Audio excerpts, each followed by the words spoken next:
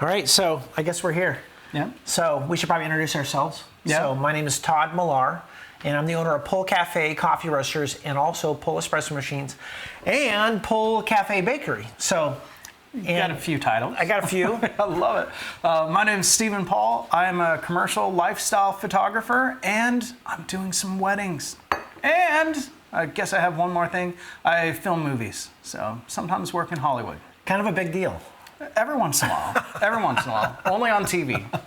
Well, today I think what we're trying to do is we're trying to actually have a conversation, nothing planned, nothing scripted. Talk about what we're passionate about, and I think what is our topic today? Today I have not a clue. You're the ideas man. I'm just I'm here for the coffee talk. So it's the experience. Wait, did I steal that? I think you did. The experience. That's what we're trying to talk about. So everybody, I think it's an overly used word in the industry of everything, all industries, is the experience. Creating the experience. So you capture the experience. That's what your job is, and that's what's so cool. I'm trying to create an experience, whether through a product or an actual experience of coming to either my baking class or we have a Airbnb cabins, and we've got. And they're really fun. Yeah, they are fun. A-frames are sweet. They are fun. They are really, and the Airstream. Yeah. So you got to check it out. And I think that's actually what we're both passionate about. It's the experience, and can I interview you? Can I ask you some questions? Okay, let's do it. Because I'd love to ask you some questions. Because not everybody totally gets this, and I think that people come to me all the time and ask me this all the time, and so I'm going to ask you is oh my gosh, I've always dreamed about either owning a bakery or running a coffee shop or being in the coffee business. It's very glamorous. And so as a photographer and videographer and filmmaker, is it ruined? As BB King says, the thrill is gone. The thrill is gone. Does it, when you turn it into a business, I'm going to ask you, and I'll answer my own questions, but does it change? For me, it hasn't. It really hasn't. I love it. My story is I became a type 1 diabetic when I was 23, and I was blind from 23 to 25, and I had cataract surgery in both eyes, and I got a new lease on seeing the world. So I couldn't read, I couldn't see television, and I couldn't work on a computer during that time. That's insane. And getting a camera after getting my sight back was like, mind-blowing. So actually, it'd be like an appreciation, a deep appreciation, because if none of us have ever experienced that, that's got to be a huge shift change in your brain. You're like your consciousness. I guess I could liken it to. It's a great story, by the way. It's a great story. Thanks. Thank you. I feel super blessed. It's one of those where, if you don't have your glasses on and you're kind of muddling around for whatever. I know what that feels like. It's sort of like that, but even worse. Even worse, yeah. So for me, my sight was worse than 2400, so it was really, really, really bad. That's incredible. And I couldn't see the big E on the board. Wow. And I knew it was there. Yeah. Yeah. So I could tell that there was the board that's got all the letters down it. We all remember that there's an E on the top. Yeah. And so I know the E's there, and when they're like, so which one can you see? And I'm like, I can't see any of them. Oh my God. But I'm like, I think the first one's E. That's insane. That's insane. It was so bad. So once when you regained your sight, was it just like, oh my gosh, I took for granted all these things, and now is that what inspired you? Because you were a music guy. A little bit. Because you were a music guy, so you were an audio guy before. Yeah, so let's talk about that. I was a music guy, so I went to Mount Hood Community College, and I got to study with the father of vocal jazz, and that was super cool. I was a terrible jazz musician, but I tried. And through all of that, I needed some elective courses, and I took 2 quarters of film photography because digital hadn't been invented yet. So I'm dating myself, and I'm sorry. But there was this thing called film, and it went inside the camera. And yes. Then the pictures were inside. The youngsters don't know about these things. And just learning to figure out how to do that. And it was a really fun elective. Totally enjoyed the class. I was a marginal photographer, but I had fun with it. And then as I continued through college, I ran into a sound engineer who noticed that I'd made some equipment, and then he asked if I wanted to learn how to do sound, and I thought, no way, not even a little bit. So then he finished up his conversation with, I was the monitor engineer for Crosby, Stills, and Nash for a decade, and I'm like, that's kind of a big deal. Yeah. He had some street cred. Yeah, street cred. And then my first job with him was a 30,000 seat arena for 3 days. Wow. Wow. That was killer. That's intimidating. I'd freak out. That was killer. So I didn't do sound on that. I did what's called backline, and that's where you get all the stage plots for every act. Yeah. And you have to put the instruments, the specific ones that they want and need, in those places. And beautiful. because of my ability to make stuff, yeah. he knew I'd be able to read those and understand that. And, that's so awesome. That was sweet. So got into sound, and I was okay. I wasn't great. Yeah, but you were a hopeless artist, that is true. And that is a curse and a blessing. So yeah, but I helped a Grammy award-winning recording engineer during that time period. So he didn't know how to do Pro Tools back in the day, and I taught him Pro Tools. Do they still use Pro Tools? Is that they still use it? Okay, yeah, that's I don't know. And he's killing it. Oh my gosh, he is killing it. He lives in Muscle Shoals. Can you drop the name? Are we allowed? I bet we can. His name's Craig Alvin, and he did Casey Musgrave's album. It's kind of a big deal. Yeah. Recently, this year, he was up for a Grammy with that one. Wow. So he did her first album and got a double Grammy there. Right. And then he was nominated again this time, but Beyonce won. So really. So he was close to another. Oh my God. So tell me, how did you transition from that into film and photography? How did you? Yeah, well, working at that studio, I got to be really good friends with the video guy at the studio, and he would talk about life like a film, like literally a film. So if he's going to the grocery store, it's like, well, I walked through the door. I love that. Everything about his life sounded like a movie. I love that. And he wasn't trying to do that. It's just part of his DNA. Just part of who he was. Yep. And it was contagious. Like super contagious. I love his name's that. Ben Keyline. And the way that he would talk about stuff, when I left the studio, I was like, I've got to get a camera. Yeah. It just inspired you, just the way. Yeah. That's so cool. Working at the studio, my sight was back. Yeah. And that was great. And I was just like, wow, I can read signs. And I was working on a computer because we were running just this giant Pro Tools rig. We were the first a 24-bit Pro Tools rig on the West Coast. Wow. The first one. 24-bit. Yeah. What's it at bit? So, what's it bit now? I think it's still just 24-bit. Okay. So that hasn't changed. That really hasn't changed, but that was a huge deal. Nobody had one. Wow. And so we were doing some cool stuff. Not that we ever did any major albums or anything like that, but we had some toys. Well, so if you ever want to geek out on those toys, my gosh, we had toys. But you know, that changed my world. That's got to. I mean, that's got to having that influence. It's got to be your huge. That's got to be it. It did. I mean, so then I went and I bought a still camera, and I bought a video camera, and I just started shooting. Yeah. And I was terrible. Yeah, trust me, I've had a few people back then tell me I was terrible. Oh, well, that's not good. They're not very nice. But I didn't care. They weren't nice. I was just so happy to see stuff, and I was like, man, I'm gonna try to remember what that was and is. And then it reminded me of an experience when I was a kid at Expo 86 up in Vancouver, Canada, which is kind of funny because I live in Vancouver, but not in Canada.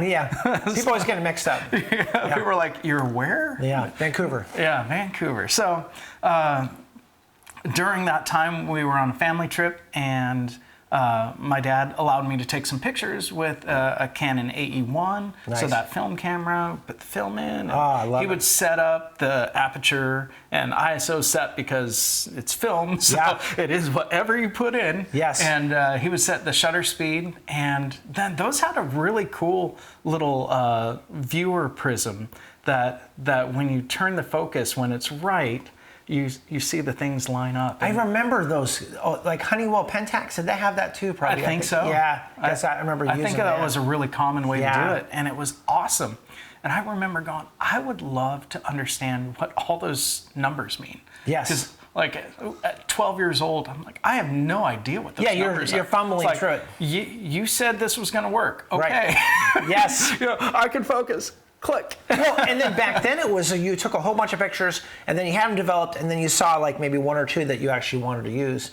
And we're so spoiled now with photography. It's like so spoiled because you can see it and you go, oh, that wasn't a good photo. I remember spending lots of money with that old Honeywell Pentax on film and just going, there's developing things that have no value, which is pretty common, Absolutely. But yeah, no, I think that what's cool is when you get inspired by someone else, and when you talked about how the guy kind of talked like he was in a movie, I think about music like that. Like every time I'm listening to headphones and I'm doing stuff, I'm always like, I actually feel like I'm sort of creating my own movie, soundtrack, which is why I'm a huge Hans Zimmerman.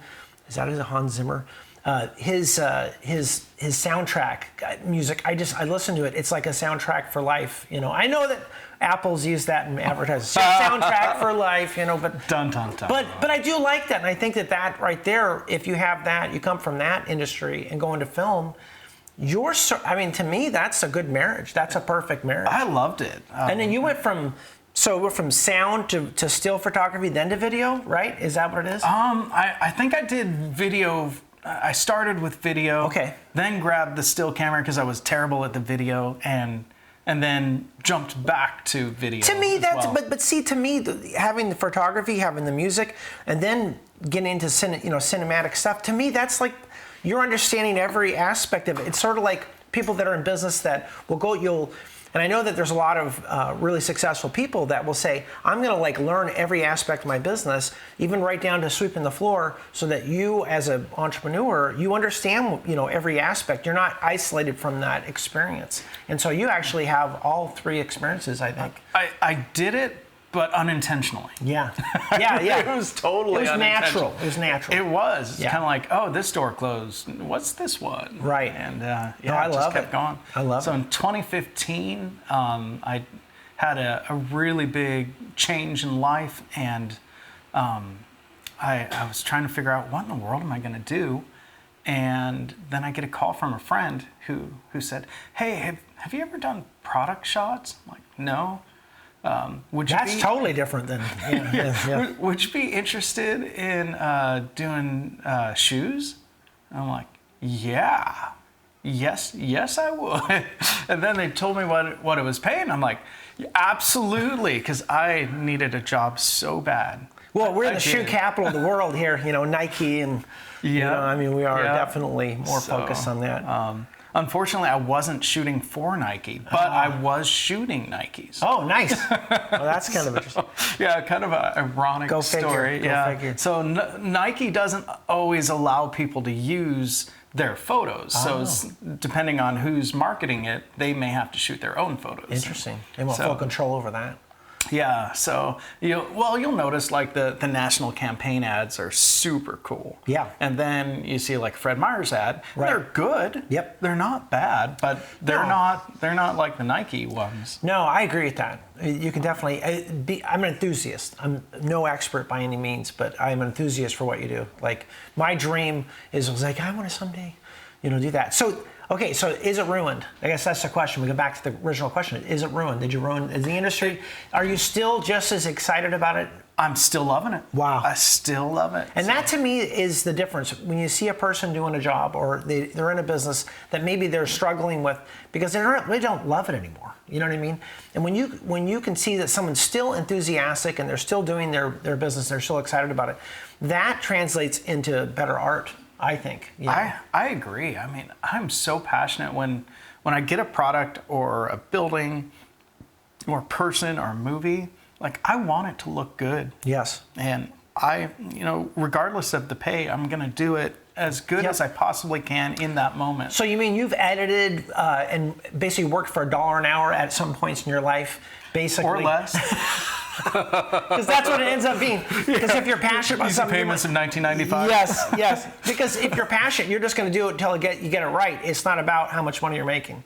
Even though I always tell people, like I tell the younger people, I always like, follow your passion, but be practical also. Don't be so blind with this passion thing, because the passion thing is awesome, but at a certain point you've got to be fiscally, responsible. I think it's true. I mean, you have to be smart on that part. Yeah. And really, you can only do things so good. Yes. On a lot of factors. I mean, if it's a product and you need some kind of specialty lighting and you don't have it, you can't do that if there's not a budget for it. Yeah. Or if it's a commercial and you need a specific type of actor. Yes. If you have to use, this is my third cousin. Yeah, and, it's tough. Will they work? Right. Technically, yes. Yeah. But it's not going to have that same polish. Well, I mean, so I'm going to tell you from my own experience, because I've manufactured products and brought them to market, and I've been I didn't have the budget. So I'm like, I've got to figure out how to take a photo, the best photo I can possibly take of something highly reflective, like an espresso machine, which is all, Totally polished. Oh my gosh, yours. They're gorgeous. Yeah, well, thank you. But we struggle with. I'm like, I got to make a shot that kind of looks okay for a brochure because a lot of the machines that I was importing before I was even building my own, they were not represented here in the United States. So I had to produce the brochures or produce websites and all that with the photography that kind of was more for the American market. And I'm like, oh my gosh, this is so hard. It's so hard without the right equipment. And I would try to half cock it and put whatever I can, every kind of filter on a lighter or do it, so I have a deep appreciation for real photographers that have real equipment, that really know what they're doing. And I think that's, again, to the cell phone thing, we had talked about that before. It's like everybody thinks they're a photographer because they have an iPhone in their pocket. But that's not what you do every day. I mean, yeah, you take photos but a real photographer is a person that actually, they live, breathe, and eat it. And that's what you do. And I think that's rare. I think that has to be, I think that people say, oh, it's going away because of cell phones. No, just because you have a lot of photos doesn't mean that they're good photos, Right. So that's the big one. So right. I recently did a commercial project where we were really, really specific about what the photos had to be. And so I had multiple models. They were wearing clothing, we're at cool locations, but I needed all the models to be smiling. I needed all of them to have their eyes open, right. And I needed their clothes while they're still moving to all work right. And that was mind-blowingly hard. Yeah. So what do you think when you're like in this industry that is changing so much with cell phones and all that? Like, where do you see the industry going? I guess is kind of a. Ooh, boy, I mean, it's a hard question. That's a tough one. I know. That is a really. Gotta tough ask you an one. easy question. Yeah, crud. Things are changing so fast right now. People want to do everything on their phones, and I would say advertising is telling you that you can. Yeah. There's definitely a difference. Oh, yeah. Between doing it on your phone and using a whole setup. Huge. Like even just this. I mean, we've got lights all over the place. Yeah. Not the fanciest lighting system, but it's something more than you could do on just your phone. Exactly. Like if you had your phone out, it would look great on your phone. Oh, yeah. But, it's not quite the same without all the toys. So, No, yeah, it's behind the scenes that people have lost. I guess what I learned slowly throughout the years was it's all about lighting. Yes. I mean, it's always about lighting, no matter what. So no matter if it's your smartphone or you're using a real camera, it's the light, and it always is. But so you go to, like, let's say you're doing a wedding, which is something that you do. You got everybody and their brother with their cell phone out doing video. Like we recently went to this event, and it was like a candlelight thing for Hans Zimmer, which I'm a huge Hans Zimmer. But they were just like playing. There was like three artists that were playing his music, and they said no cell phones for this. At the end, we let you have the cell phone, and I thought that is cool because every concert you go to, every wedding you go to, any special event you go to, everybody's got their stupid cell phones out, and I'm like, there's a professional photographer here. A professional videographer, and why are we all using our phones?